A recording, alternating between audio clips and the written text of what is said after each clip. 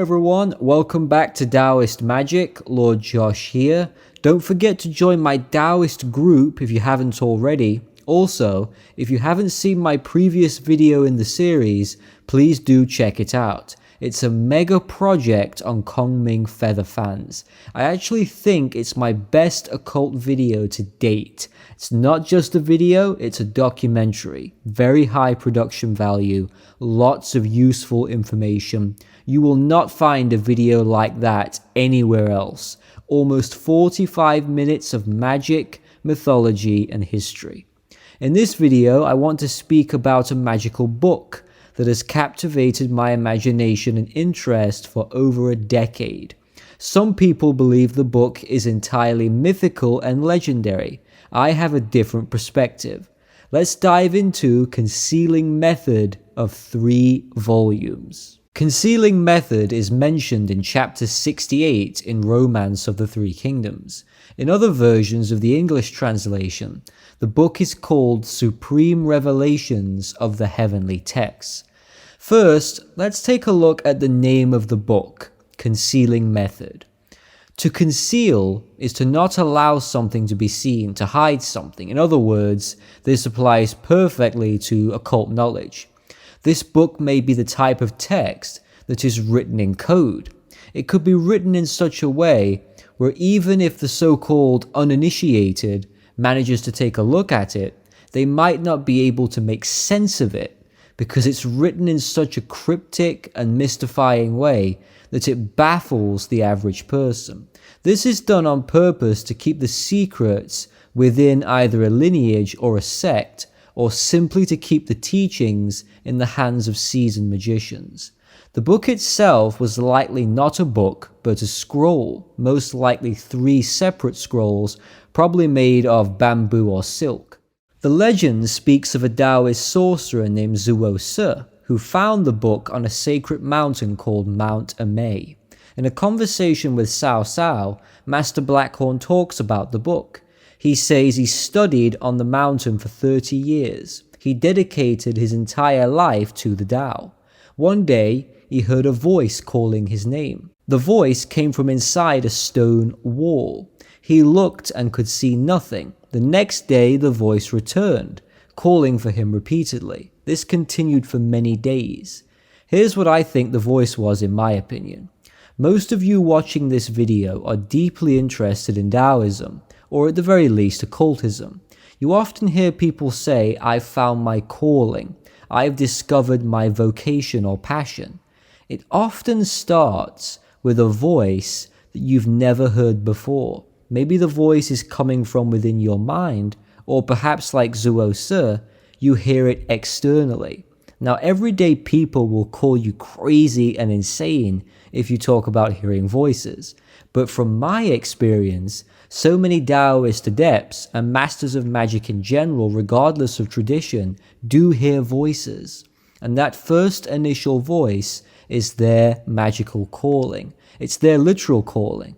The same thing happened to me 13 years ago when I first started on my spiritual journey. I heard 2 distinct, separate voices. You also hear of religious people, Christians, often say, I heard the calling of God to become a priest, and it's a form of divine guidance. This is more common than you think. Everyone at some point in time will have an encounter with divinity. Most people just ignore their calling, which in my opinion is such a mistake. Don't be one of those people that ignores their calling, because there may come a time where that voice isn't calling for you anymore.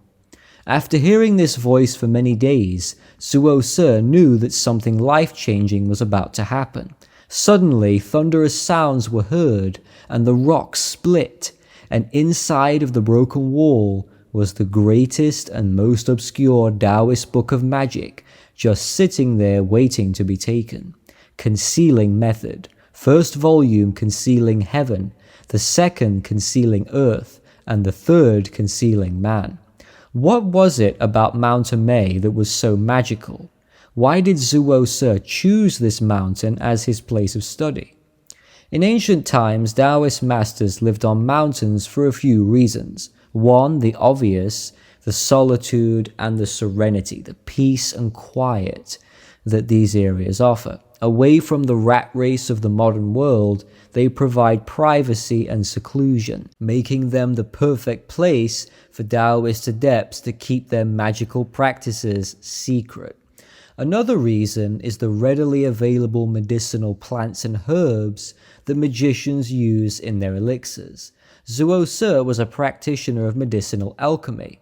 It is very likely that he made many elixirs and potions to purify his body and soul to make the transition from human to immortal. Within Chinese alchemy, gold and cinnabar were the most desirable substances. When cinnabar is roasted, it produces a liquid form of silver called quicksilver, now known as mercury.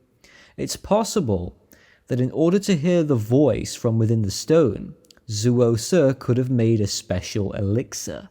To further support this theory of mine, cinnabar can be refined in the mountains of Sichuan province. What mountain is in Sichuan, do you ask? Mount Amei. The mountain is also one of the 4 sacred Buddhist mountains of China. It's the highest of the 4 and is regarded by Buddhists to be a place of great enlightenment. I wish I could show you pictures of this beautiful place. Sadly, copyright won't allow it, so just Google it for yourself, Mount Amei. There's 76 Buddhist monasteries, most of which are located near the mountain top. Zhuge goes on to explain the book and what types of spells can be learned. This is where I will break it down bit by bit. So he starts off by saying, "From the first volume, I learned to ascend to the clouds astride the wind, to sail up into the great void itself." So the first volume, of course, is called Concealing Heaven.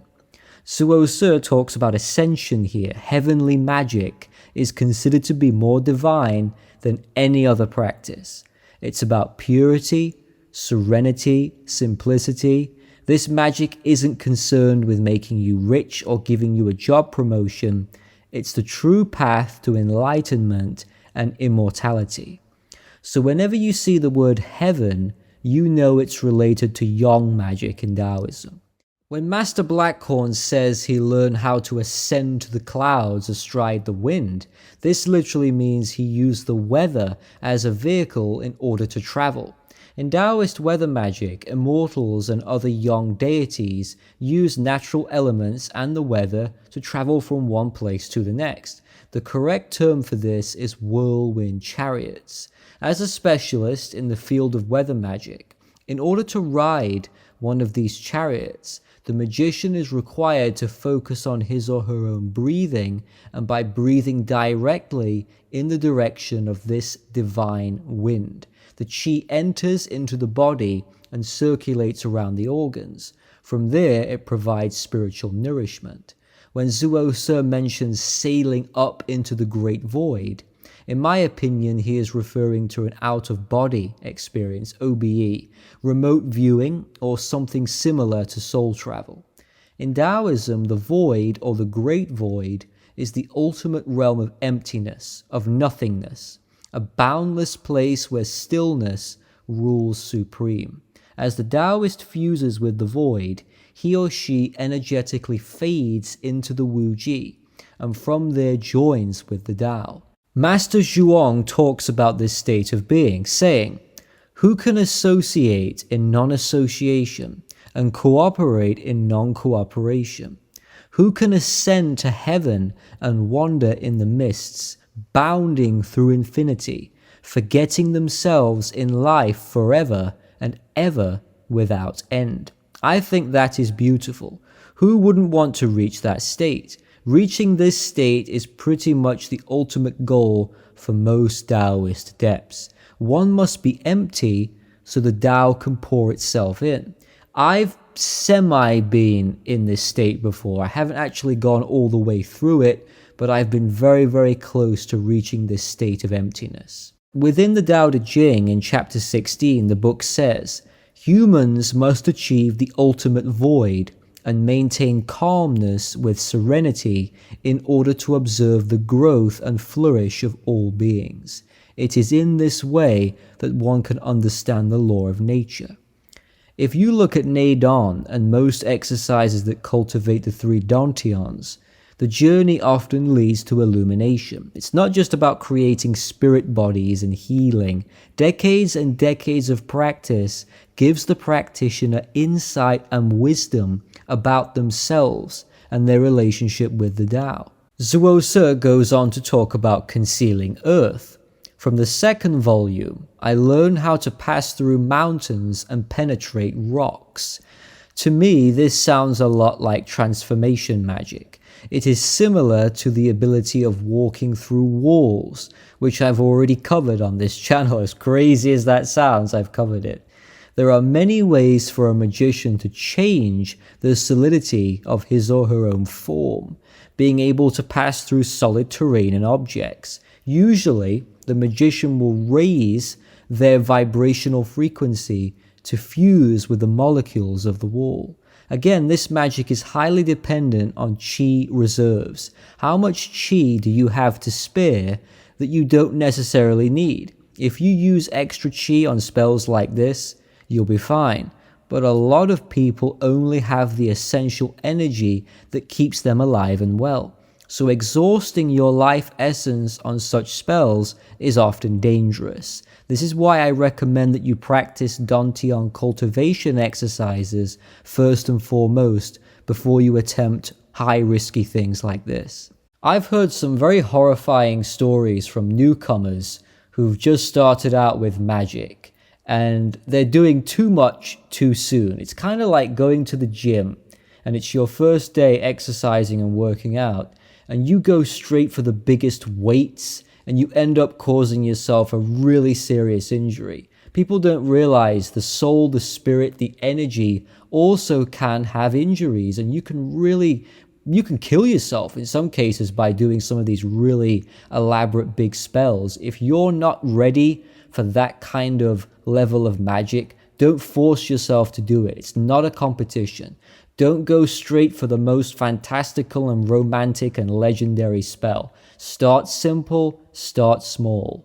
Master Blackhorn talks about the third and final volume. From the third book, I learned how to float light as vapor over the seas, to become invisible at will or change my shape, to fling swords and project daggers so as to decapitate a man from a distance. So we all know that floating light as vapor is levitation, which I've covered. This is achieved by making your body light by infusing it with hot, yang air, concentrating all of your attention to your lower dantian, filling it with hot, fiery air, just like a hot air balloon, basically. Heat rises, so using meditation to safely increase one's core body temperature can achieve this effect. Becoming invisible, another skill I've covered a lot on this channel now. This one is a transformation skill, and so is changing shape or shape shifting. Projecting daggers would be a form of defense magic. All of these are real Taoist spells that have a place in history. It's possible that each book or scroll would correspond to each of the three dantians. So in my opinion, and you're welcome to disagree here, concealing heaven would be the upper dantian, because the head is round and the shape of heaven in Taoism is represented as a circle. The middle dantian would correspond to concealing earth, and the lower dantian corresponds to concealing man. That's just my take on it. I think each scroll gives you instructions on how to train these three storage centers so you can master the three different paths of magic and then finally unite them all together. I also believe that each scroll would focus on each of the three treasures. Clearly Shen would relate to heaven, Jing would relate to earth, and Qi to man. Cultivating these three ingredients would internally change a person from being a human to an immortal. Keep in mind it was Cao Cao who had a strong interest in Taoist occultism. Was Zhuge really going to hand over his books to the Wei ruler, or was it just a trick? I'm not sure. I'm thinking probably, we know Master Blackhorn's track record, it was probably a trick, but could you imagine if the conversation had took place with Master Blackhorn and Zhuge Liang? If Kong Ming had Concealing method, it would make a lot more sense since Kong Ming was already an expert occultist and he could have done amazing things with that book. So one of the biggest questions that I have in regards to this book, who wrote it? Who actually created Concealing method? Obviously we don't know, but I've got two theories on this. Firstly, it's possible that the book was written by a Taoist master, which history has forgotten or didn't record. Or perhaps it was one of the Taoists from the era. The Master Blackhorn story takes place during the Three Kingdoms era. Perhaps it was one of the 7 sages of the Bamboo Grove, a group of carefree scholars, musicians, and writers. Perhaps the book was written by Wang Bai, a Taoist philosopher who was around at the time he served the state of Sa Wei. Or perhaps, this is what I tend to believe, maybe the book was written by heaven. Think about its introduction with Zhuge. He heard thunder and the wall broke, and there it was. It's all very supernatural. It could be that Concealing method was written by a deity, a group of immortals, or maybe even the Tao itself. I personally believe it was not written by man. I feel like it's a holy book. That's the vibe I get whenever I practice invocations with him. I always get this vibe that it's coming not from a person, but from more of a divine source. Another great question comes to my mind. Where could the book be today? Remember, this took place almost 2,000 years ago, but we do have some limited information. Zhuge had a deep love and reverence for Mount Amei.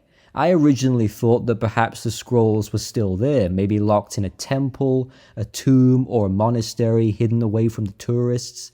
It is said that Master Blackhorn passed his arts to a Taoist magician called Xiao Xian. He was quite famous at the time. This magician had many talents, just like his teacher. He could replace his body. He was gifted with telekinesis. He could cause objects to disappear and reappear. He was into fasting, remind you of anyone. And just like Master Blackhorn, he became immortal. There's a cool painting of him here breathing fire. So perhaps the book was passed down to him at some stage, and this is where he learned all of those things. I'm not sure. I strongly believe these 3 books would be filled with magical hand gestures, incantations, astrological concepts, deity names, organ correspondences, qigong exercises, dietary advice, breathing techniques, secret passwords, and I think you'd find everything would be written in a rather arcane, esoteric way. I don't think for a second any of these scrolls would read like a Jerry Allen Johnson book, where everything is written in a very clear, straight to the point, matter-of-fact style. I don't think it would be like that. I think Concealing method would leave more to individual interpretation, what people today call syrupy language. Also, keep in mind, by the time Zhuge had found Concealing method, by the time he heard the voice, he was 30 long years into his Taoist studies. So this for me makes a lot of sense. I often feel like I've been doing this for a long time, but 13 years of practicing magic is a drop in the ocean compared to some. Spiritual journeys require discipline and a heck load of practice and patience. It can take years and years and years until you feel somewhat proficient in magic, and when the time is right, you will be rewarded. You might not hear a voice in a wall and find a magical book, but something great will come out of your dedication. This is why I laugh when people say, I've practiced magic for a month straight or 6 months, and I read the books, I followed the rites, and nothing's worked. And then those people turn into non-believers, then they bash us magicians. They try to use that as an example to say magic isn't real. So by using their logic, that's the same as going to the gym and following Arnold's bodybuilding routine, training exactly the same way as he does, only to quit in a month's time because you don't look anything like he does. The key word here is time. If you are the type of person who wants instant gratification, kind of like me, I used to be that way, don't get into the occult if you are, because you'll hate it. This is the impatient person's worst pastime. People have a tendency to give in very early because the occult tends to move very slowly. It's like a slow moving current. It certainly moves, but it's so gradual that it often feels like it isn't going anywhere. But it should always feel fun. Magic shouldn't become a drag. If it stops being fun, then I'd seriously take another look at what I'm doing. Even practicing magic for 3 to 5 years doesn't mean much. It really doesn't. But over time, energy builds up, you get a routine in place, you start to feel like a sorcerer, and then big things tend to happen. So don't sway from your path so soon. Just like Zhuge, you never know when something life-changing is about to happen. So thank you for watching this, everybody. Take care, and I'll be back soon.